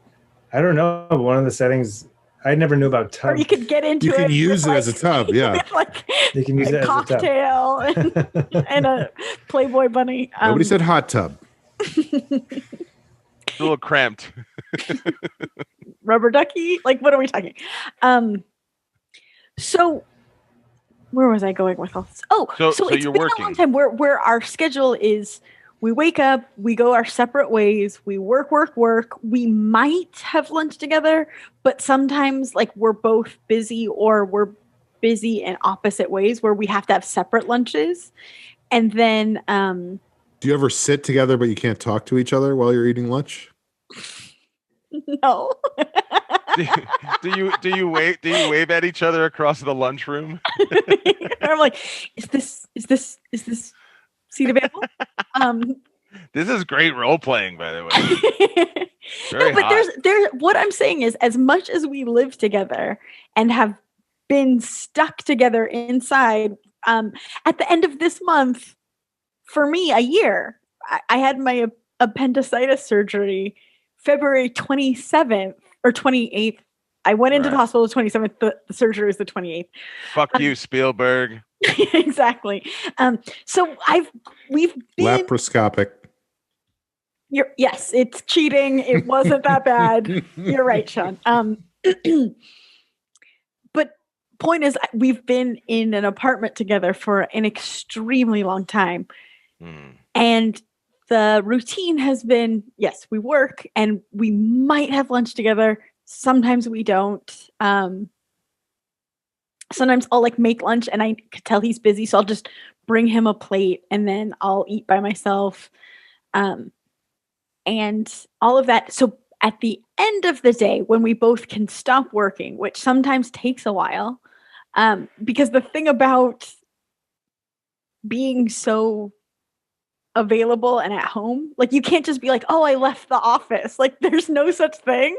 There's no leaving. There's no leaving right. going right. So if they have something like, oh, this is urgent, it's like I don't have an excuse not to do it right now. If it's communicated as an urgent. And it doesn't happen constantly, but both of us will be in a situation where we're working past our off time. Quitting time? Yes. So like the whistle sounds, but you're still at we have our lunch boxes. Mm-hmm.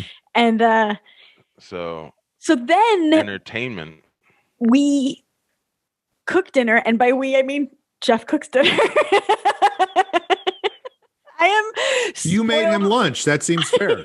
I am spoiled absolutely rotten. I will cook occasionally, but he seems to really enjoy it.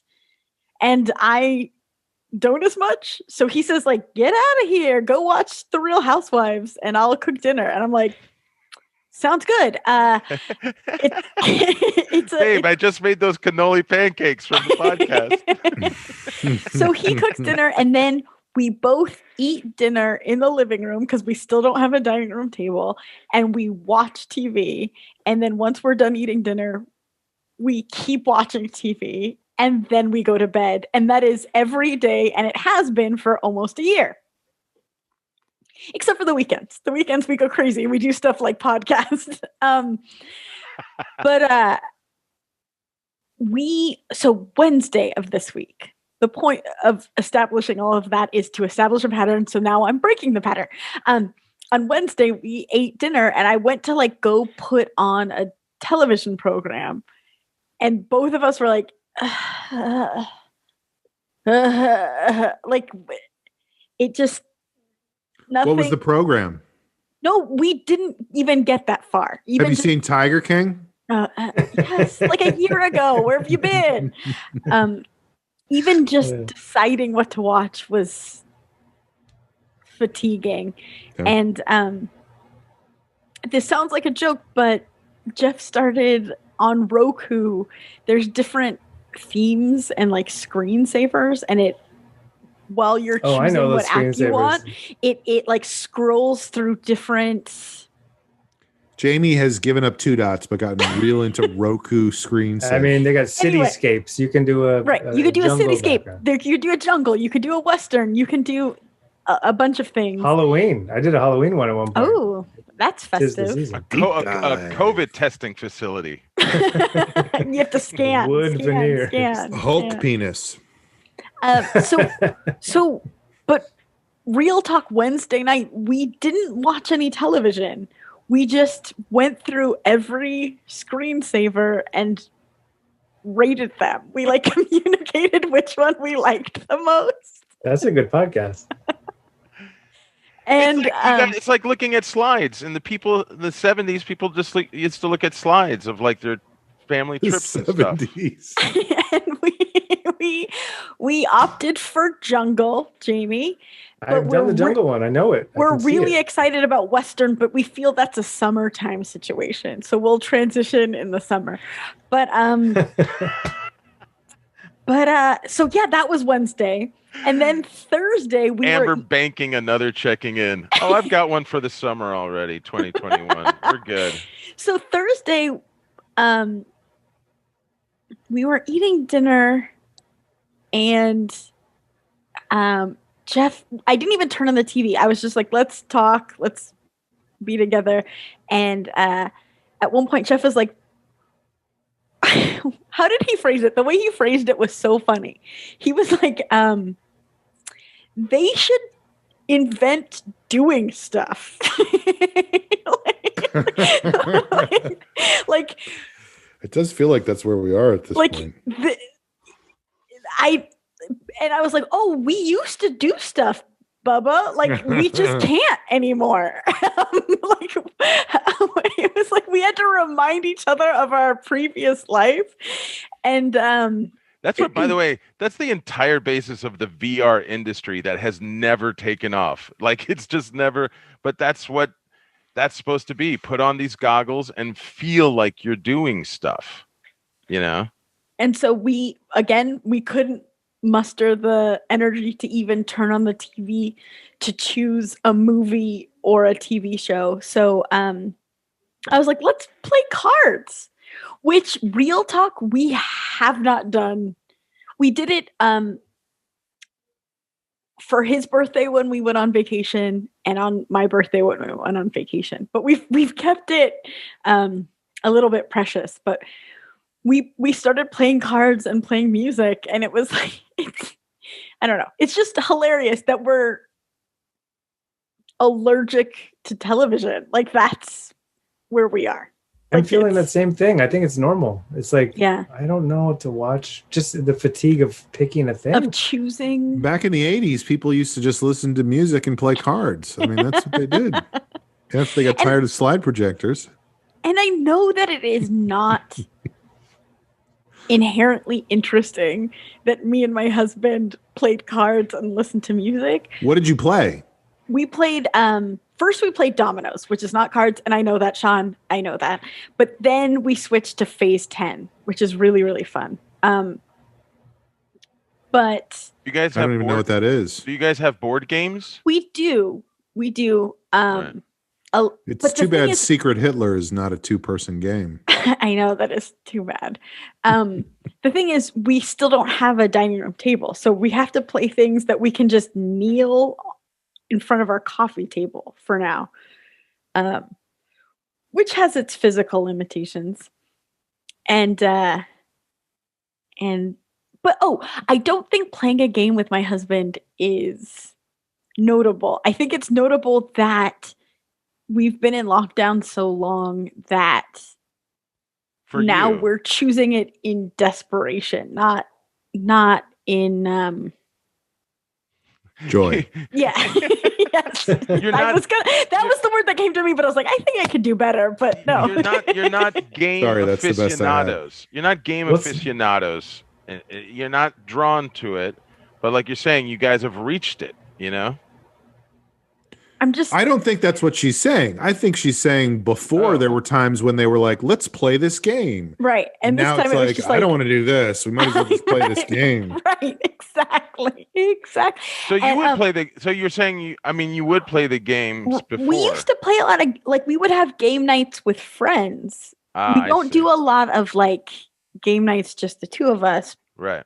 But now we're figuring that out. But so my parents are really competitive people, and they love playing cribbage. They love playing dominoes. And when you play cribbage, I don't know if you guys have any of you ever played cribbage? Mm-mm. It's a fun game. I speak only for myself. I don't know about these other two guys. I'm a cribbage whore. No, I had a cribbage patch doll, but I never played it. So thank you, Jamie. So my parents are very competitive. So I grew up at a very young age knowing how to play cribbage, and it's a slightly complicated Would game. you say you learned it from crib age? Maybe. But so it sucks that I have to explain so much to even get to this joke. I know there's a board. Isn't there a board that you have to put little pegs in? There's a board with pegs, and it's also a card game. And there's like different ways to get points. You want to get groupings of cards that make... I'm not going to get into it, but I think we get the gist. Like a full boat. You want to get a full boat, or like a royal flush, that kind of thing. When you play cribbage, straight up therapist. About halfway through the board, there's a skunk line. There's a line on the board, and there's a big S. And if a player makes it to the finish line where the other player hasn't even passed the skunk line, that counts as winning a game twice. So that means you have to go through the spanking machine, right? It means that you've skunked them, and they'll say like, "Oh, you were skunked." Darn it, skunked again. Okay, is that the original skunk? No, I think the animal might be. I mean, but like I've heard of skunkings in other sports, but is cribbage like? I honestly don't know, but yes. The original was actually the original was actually the fourth King Louis of England. They called him Louis the Skunk because of the way he smelled. But then he invented cribbage at a very young age from his crib, actually, which is why they called it that. And that's why they put the skunk line. Cheated a lot. And there was Pence's fly was in there. Way to sell the joke, pal. Yep. Way to sell the joke. The time traveling fly. So all of that said, it's just a setup because when we were playing dominoes, which is like, I actually got bored of playing dominoes after a few rounds just because there's not much skill involved. Like you either have the correct domino or you don't. It's hard to be strategic in any way. But every time that I would win, Jeff would go, you skunked me, which like I didn't, it doesn't make sense. And so we spent the whole night like skunking each other. Again, this is a joke. I should only be telling this to my parents. This is hot. but then when we were playing phase 10, it was like, I think I'm going to skunk you. Like we couldn't possibly skunk each other. It isn't possible in that game. But we were talking in ways of like, I didn't think you were going to skunk me, but then you skunked me. Like everything was in relation to skunk. What I think is good about this is that you guys are finding ways to keep yourselves occupied and happy. Yes. Even though you've cut yourselves off. No. You've cut yourselves off from sort of a regular humdrum, everyday run-of-the-mill source of entertainment, such as television. You're like, fuck it. We're going old school. Right. We're going to get into it and we're going to come up with our own shit because now you can get skunked in anything, basically. Right. We could just make up, I'm skunking you right now. I think this is a new golden age for like couples inside jokes. You know what I mean? Like, because I'm impressed that I'm able to communicate with you guys at all. Yeah. You guys are building your own language. It's insane. I don't think there's been you said it's a new golden age. I don't think there's been a golden age of couples inside jokes since the Garden of Eden, basically, when there was only a couple and they had inside. There was just jokes, and every joke was an inside joke. You know, right. At that point, there was no choice. If they told a joke, it was an inside joke because it was just the two of them. Knock jokes. Inside jokes. They have. I get it. Nobody else gets it because there is nobody else. What's that, Jamie? It's when you pass yourself in the office. it's the joke is past. But it was a callback. It was. I'm gonna let it go. Oh boy. Yeah. But you look comfortable. You look comfy, Jamie. By the way. Yeah. You look great. Yeah. I am comfy. I do have to go in a minute. I have. I forgot about that. People on the other side of the door waiting for me to. Well, I think unless there's other stuff, Amber, is that a good? Yeah, that was basically it. You guys skunked the shit out of each other that night. Well, and I don't know if I still have the phrasing right, but just picturing Jeff laying on the couch saying like, someone should invent doing things made me laugh so hard because it's like we're just not allowed. Those things are still Someone there. should reinvent it. Right. Yeah. At some point, there will be a new golden age of doing things that we haven't seen in over a year. You know, so many new things. Jamie's Googling again. Okay, let's do a segment that we like to call parting shots. So why don't we start today with Joe? Okay, parting shots. Joe. My parting shot. I'm going to make it quick. First of all, I just want to say, Amber, I've now had 2 hours to take in your braids. I think your braids look great. Thank you. They look. First hour, not so much, but by hour two, I just want to say, having looked at your braids the whole podcast, I was like, God, those are really. By the way, I can't even remember the last time I saw braids. That maybe this is a new golden age of braids, but I was going to say they look so. They're so tight. Listeners, if you're not seeing it, it's like a string of beautiful little like chestnuts. Like each little ball is so. And anyway, I just thought it looked. What a great. way with words you have. No, it looks like a beautiful, like a string of chestnuts. You know, and she's also very well lit. I feel like it's a good... I have a ring light. Oh wow! Congratulations. You got to when you work for a corporation, you got to have that kind of shit. By the way, the other thing I was going to say, Amber, I know it does not sound nice, but I have a lighter and I keep having to relight it. It's almost out. I have ringworm. I've been watching a lot of news blooper videos to that doesn't sound escape. Nice, Joe. No. And there was a story in one of them. There was a story coming up next. This man's backyard was overrun by skunks in search of a game of cribbage. It does involve an animal. They crossed the skunk line. There was a human interest story about this woman who makes art out of moose shit, like moose dung, and they're like pellets. And the other thing that your braids made me think moose of was caca. These pellets of moose dung. But it's very in a beautiful way. In a beautiful way. In a beautiful way. Like if you she makes art out of it. Anyway, you made braids. A chestnut ball of moose dung. And if you thought that was bad, Sean, so speaking of hair, last week I mentioned a thimbleful of hair in the drain catcher when I take a shower. So I fish it out of the drain catcher and then the water. I know where this down. is going, and I just don't whatever. You dare. Okay. I'm trying to get it right on my finger.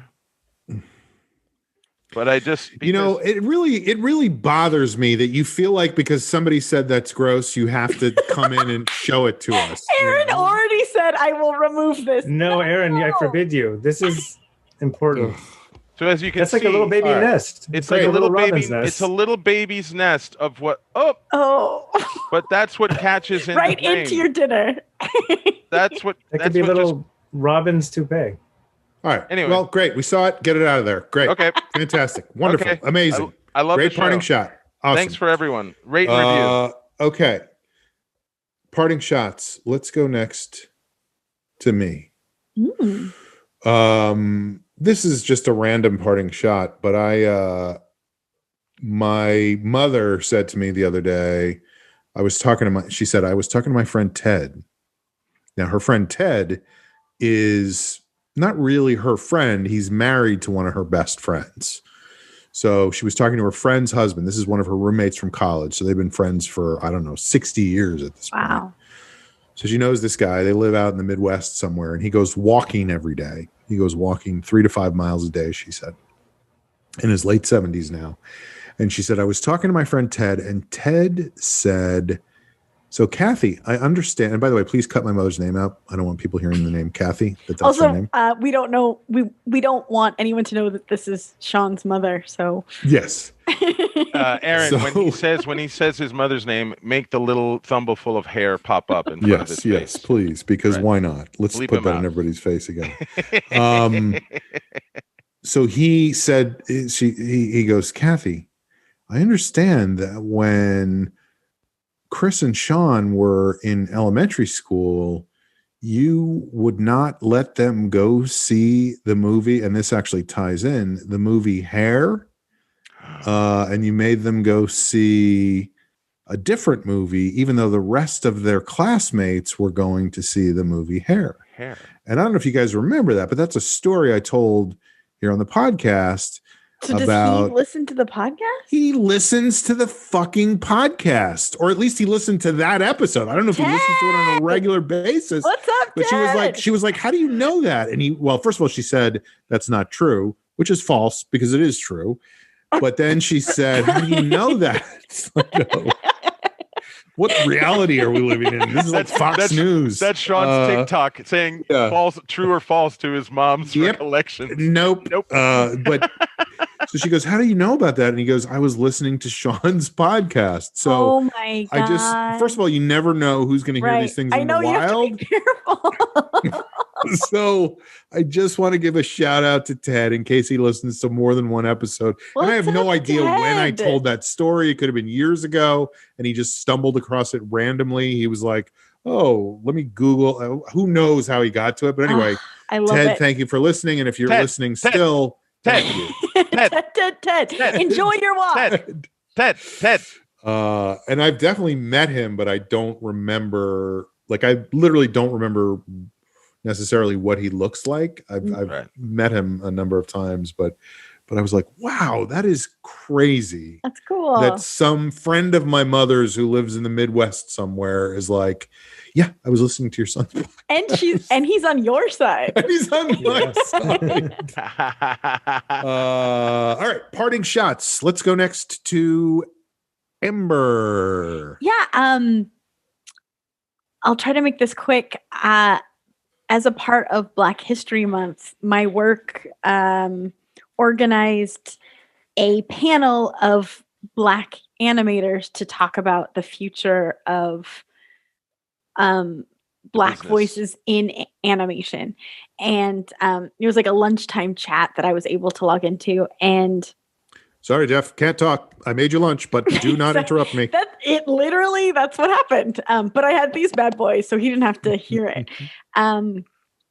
And I'm so glad I did. It was one of the greatest things that I've heard, because so often with those like diversity talks that I've seen in the past, it's sort of like a white moderator asking a single Black person, like, what do we do? How do we fix things?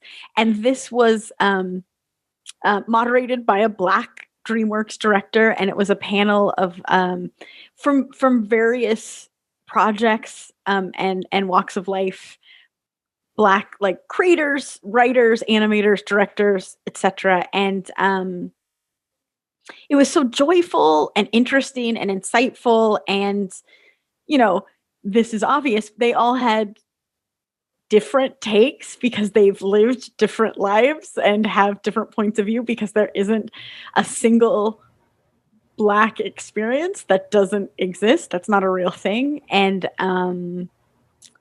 yeah, it was great. It was so cool. Some of the things they said, they were talking about how, like, there was one woman, and she's an animation director now, but she started out as an animator and as an artist, and she said she was obsessed with anime her whole life, and she never like put two and two together for a really long time, but because she had never seen it before, she only drew white or Asian characters. She wouldn't draw Black characters because she hadn't seen it before, so she sort of wasn't given the permission slip to. So the first time she saw a Black character, it's just like, fireworks, lightning bolts, and to be able to be that person for other people now is so cool. And they were talking, again, I'm trying to get as many of these ideas in as possible. It was an hour-long conversation, and it was incredible. And you were eating the whole time? I think I actually ate the sandwich real quick beforehand. And I wasn't on camera. Rad. It was, but they were talking about like how impactful it is for Black kids to see Black characters in animation. But they said also don't discount how impactful it is for white kids, because when you're just to see Black characters. Yes. Mm-hmm. When you're just seeing white characters as a white kid, what is that telling you? That those stories aren't important, or that those people are less than, or blah, blah, blah, blah, blah. I don't know. It was great. It was awesome. I was so happy and proud that my company put something like that on. And it was wonderful to witness. For sometimes, for all the, again, easy cynicism we can have about corporate attempts at trying to get better. Sometimes, like you said, they put on something that actually is beneficial and works, and it feels more authentic. And it's what I think has been interesting in the last year is I like stuff that I never had occasion to think about. One of the aspects of the business that now I'm just aware of is how difficult it's been for people who do professional hair and makeup in the industry, for Black actresses, like people of color, where it's just, I saw some viral photos of people that had Black actors in TV shows where clearly the hair and makeup had no idea what they were doing, and they look terrible. And that's just one more part of the business where it's like, you're doing this wrong, and we need to acknowledge that and do something about it. But well, and I don't know about you guys, but I know I said that Wednesday and Thursday I didn't watch any TV, but before that, when I have been watching any media that is 5 or 10 years old, I'm actually struck by the lack of representation, the sort of inherent racism, the lens that characters are shown through, which is like pretty racist and pretty sexist, and how these were things that I watched, again, not that long ago, and didn't think two things about it at the time. So it's pretty jarring how far the collective consciousness has moved so quickly. But it's also terrifying that I could have watched those things, and it's just like, there's so many things that were my favorite that it's just like outright racist. And it's a time capsule of where we were as a society, and hopefully we keep progressing in the right way. But where we were very recently. Yesterday, today. But yeah, but I guess what I'm saying is, it's notable on a personal level that I was able to watch those things and not clock how racist they were, and to go back and watch them. And it's like, my jaw is on the floor of like, how did anyone let this happen? So that gives me hope that we're progressing. Anyway. Yeah, it's like when I watch Hogan's Heroes, and I'm like, the Nazis were not lovable goofballs. Not that good, it turns out. That one I'm guy, glad we're able to recognize that now. And 40 years ago, we didn't recognize that. They were just like, I'm warning you, Colonel Hogan. And the one guy never knows nothing. He's never seen anything. Yeah. I will send you to the Russian front, Clink. If you knew what the Russian front was like, you would not think that was funny for him to say that all the time. It was like a butcher shop for humanity. Parting shots, Jamie. He froze for a second. I believe Jamie was just at the Russian front in his mind for a moment. But he was just frozen because of the internet. Go ahead, Jamie. Yeah, the connection's been unstable, especially unstable for the last 5 minutes. So perfect timing. But I got enough to really know that I'm on board with Amber. Great. Yeah, I'm all for positivity, and let's all have a great week. Okay. And happy weekend. And cook yourself a nice meal. Treat yourself well.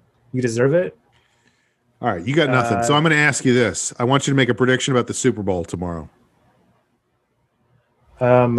Nope. Is Tom Brady playing? Is that the one? Yes. He is. He's playing for the Tampa Bay Buccaneers. Tampa Bay Buccaneers, Kansas City Chiefs. They have like Who you the got same by how colors. much? They both teams have the same colors. That shouldn't be allowed, right?